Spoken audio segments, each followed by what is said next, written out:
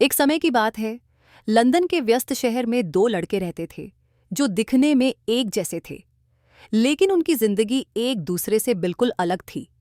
एक था Edward Tudor, Wales का राजकुमार, जो वेस्टमिंस्टर पैलेस की शान और वैभव में रहता था।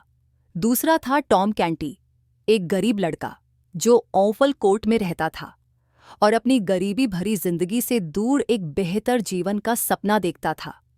टॉम कैंटी अपने क्रूर पिता और दादी के साथ रहता था। उसकी दयालु माँ और उसकी दो बहनें, बेट और नैन भी उसके साथ थीं।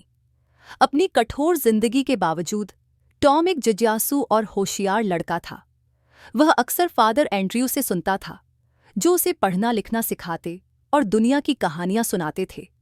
एक दिन जब टॉम महल के पास घूम रहा था तो उसने राजकुमार एडवर्ड को देखा। किस्मत के अजीब खेल में टॉम ने राजकुमार का ध्यान अपनी ओर आकर्षित कर लिया। एडवर्ड, जो टॉम की शक्ल से हैरान था, ने उसे महल के अंदर बुलाया। दोनों ने जल्द ही अपनी अद्भुत समानता को पहचाना।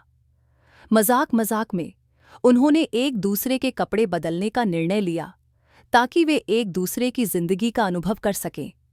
लेकिन तब अचानक हालात बदल गए जब एडवर्ड, जो अब टॉम के कपड़ों में था, महल के पहरेदारों द्वारा बाहर निकाल दिया गया क्योंकि वे उसे एक आम लड़का समझ बैठे।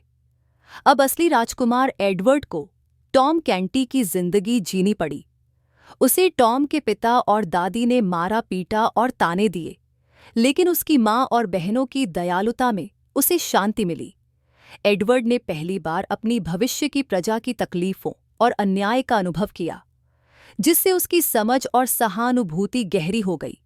दूसरी तरफ टॉम, जो अब राजकुमार के कपड़ों में था, को अचानक से राजसी जीवन जीने का मौका मिला। शुरू में वह इस नए जीवन से अभिभूत हो गया, लेकिन अपने वफादार सलाहकारों, खासकर दयालु लॉर्ड हर्टफोर्ड की मदद से उसने दरबार के जटिल कामों को समझना शुरू कर दिया।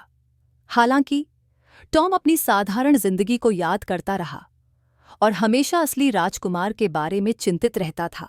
एडवर्ड अपनी असली पहचान साबित करने के लिए कई चुनौतियों का सामना करता रहा। कुछ लोग उसकी मदद करते थे, जबकि कुछ उसे नुकसान पहुंचाने की कोशिश करते थे।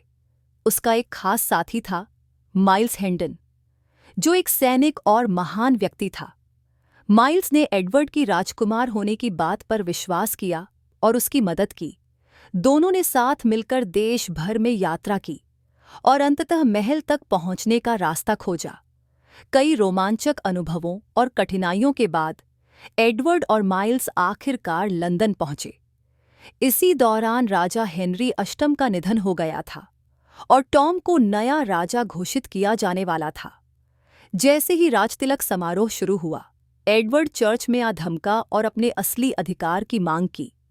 अपनी पहचान साबित करने के लिए एडवर्ड ने एक राजस बताया जो केवल असली राजकुमार को ही पता था, इंग्लैंड की महान मुहर की सही जगह, जिसे उसने महल से निकालने से पहले छुपा दिया था।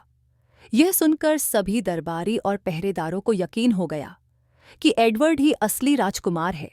टॉम कैंटी, जो एडवर्ड को सुरक्षित देखकर खुश था, ने भी इस कहानी की पुष्टि की। एडवर्ड ट्यूडर को फिर से वेल्स के राजकुमार के रूप में मान्यता दी गई और टॉम कैंटी की ईमानदारी और बहादुरी की प्रशंसा की गई। एडवर्ड, जिसने अब अपनी प्रजा की कठिनाइयों को गहराई से समझ लिया था, एक न्यायप्रिय और दयालु शासक बनने का वादा किया। उसने टॉम और माइल्स हेंडन को अपने करीबी दोस्त और सलाहकार बना लिया। इस प्रकार एडवर्ड और टॉम अपनी अपनी जिंदगी में वापस लौट आए, लेकिन उनके अनुभवों ने उन्हें हमेशा के लिए बदल दिया। एडवर्ड एक बुद्धिमान और न्यायप्रिय राजा बन गया, जबकि टॉम को गरीबी और अत्याचार से मुक्ति मिली और उसे एक बेहतर जीवन मिला। दोनों लड़कों की दोस्ती हमेशा के लिए बनी रही और उनकी कहानी पूरे देश में प्रसिद्ध हो गई, जो लोगों को दया, समझदारी और मानवता की साझा भावना की याद दिलाती थी। इस तरह राजकुमार और भिखारी की कहानी हमेशा प्यार, सहानुभूति और न्याय का संदेश देती रही।